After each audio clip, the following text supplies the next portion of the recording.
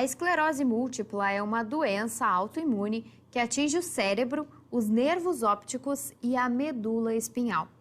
A doença rara costuma acontecer em pessoas de 20 a 40 anos, mas pode ocorrer em várias fases da vida. Sobre isso, vamos conversar com o neurologista e professor da UBRA, William Martins. Boa tarde, professor, tudo bem? Boa tarde, Natália, tudo bem? Tudo certo? Tudo certo, professor. Então, quais são as causas da esclerose múltipla?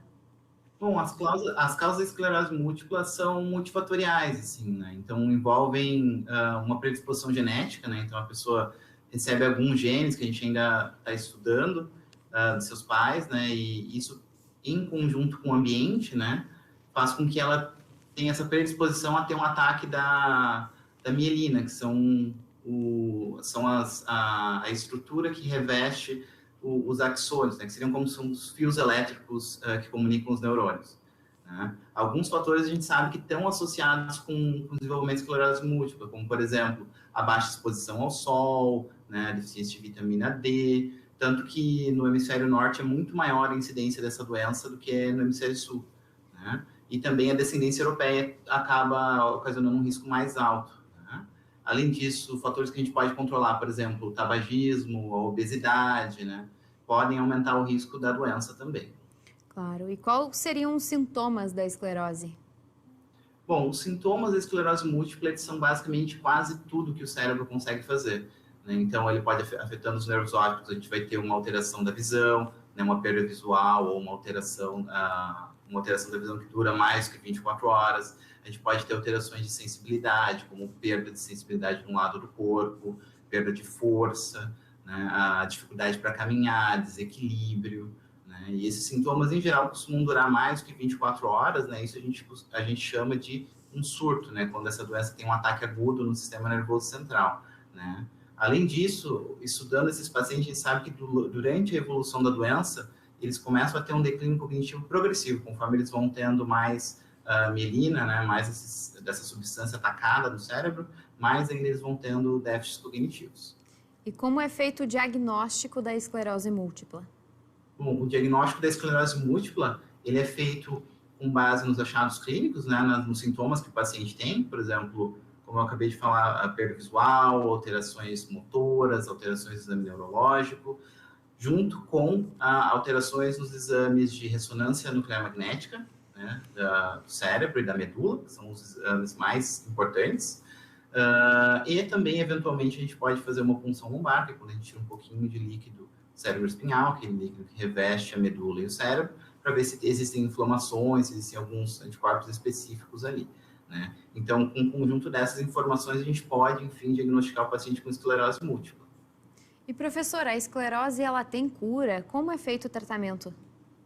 O tratamento da esclerose múltipla ele evoluiu muito nos últimos 30 anos, né? Principalmente nos últimos 5, 6 anos.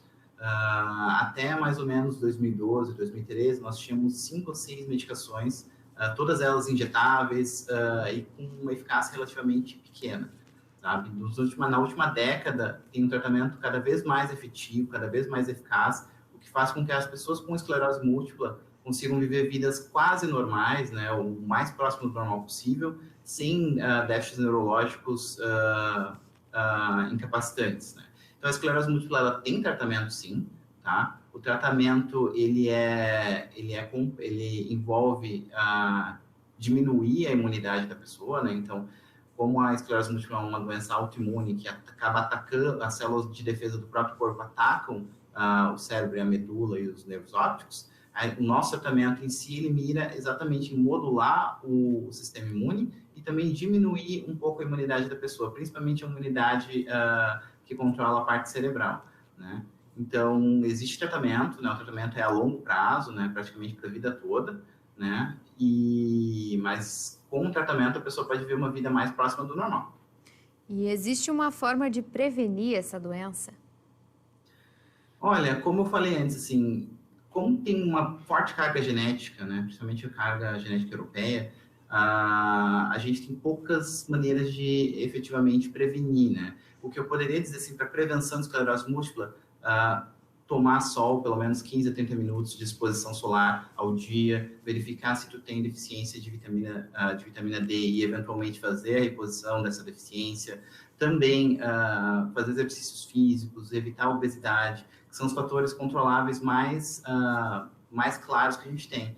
Além disso, algumas infecções virais podem também desencadear esse processo autoimune. Então, se tu puder, faça as vacinações, a vacinação mais completa que você puder, para evitar essas infecções virais e, eventualmente, algum trigger para a esclerose múltipla.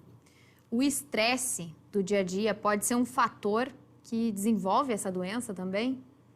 O estresse do dia a dia ele acaba desequilibrando as nossas defesas imunes, né? Então, está bastante associado, principalmente os pacientes que têm esclerose múltipla, os primeiros surtos, eles relatam que estavam passando por períodos de estresse, mas, em geral, assim, a gente diz, é impossível a gente viver sem estresse, né? Então, o estresse em si, ele não causa doença, ele seria digamos assim, uma coisa que vai fazer a doença aparecer um pouquinho antes, ou prestar atenção no sintoma um pouquinho antes. Sim. E existe uma explicação para esses casos acontecerem mais nessa faixa etária entre 20 e 40 anos? Sim, existe, né? Boa parte dos pacientes com esclerose múltipla, né, a grande maioria são mulheres jovens. Então, a gente acredita que nessa idade delas, que é a idade fértil, existe uma grande exposição de estrogênio que acaba modulando o sistema imune para permitir, né, que essa mulher venha gestar, né, venha ser mãe. E essa modulação, né, que é característica do sexo feminino, acaba fazendo com que as mulheres tenham um sistema imune mais forte do que os homens, né? E também acaba fazendo com que, por causa disso, elas sejam mais propensas a ataques autoimunes, né? Tanto de tireoide, quanto do restante do corpo e, claro, né, do sistema nervoso central, né, do cérebro e da medula. No caso das mulheres, especificamente, que tomam anticoncepcional, que é feita essa regulação dos hormônios, o anticoncepcional ele pode influenciar ou não para o desenvolvimento? Olha, o anticoncepcional a gente considera como não, assim, porque a dose do hormônio anticoncepcional acaba regulando, né, e a ovulação, principalmente, mas em muitas mulheres, principalmente hoje, assim, com a divisão de estrogênio e progesterona cada vez menor, né, não costuma ser uma taxa tão diferente de hormônios quanto as mulheres produzem no seu período menstrual normal. Certo. Então, ficam as dicas do professor para o pessoal aí de casa se cuidar, né? E se ter algum desses sintomas, procurar um especialista imediatamente, não é mesmo? Exatamente, né? Então, se tu tem perda de visão, tem dormência, principalmente dormência de um lado do corpo, perda de força, visão dupla, né? Por favor, procura um especialista, procura um neurologista, porque a gente tem tratamento. Quanto antes a gente iniciar o tratamento, melhor a pessoa vai ficar, né? E a pessoa pode ter uma vida absolutamente normal com esclerose múltipla, né? Então, tinha um conceito anterior que essas pessoas ficavam incapacitadas, cadeirantes, assim por diante. Hoje a gente consegue tratar essa doença que é tão grave, né? Então, qualquer um desses sintomas, procure um especialista, um neurologista, o quanto antes. Certo. Professor William, muito obrigada pela sua participação e seja sempre muito bem-vindo. Até a próxima. Muito obrigado, Natália. Agradeço o convite e até a próxima. E você tem alguma dúvida, sugestão ou quer falar com os nossos convidados? Mande sua mensagem para o nosso WhatsApp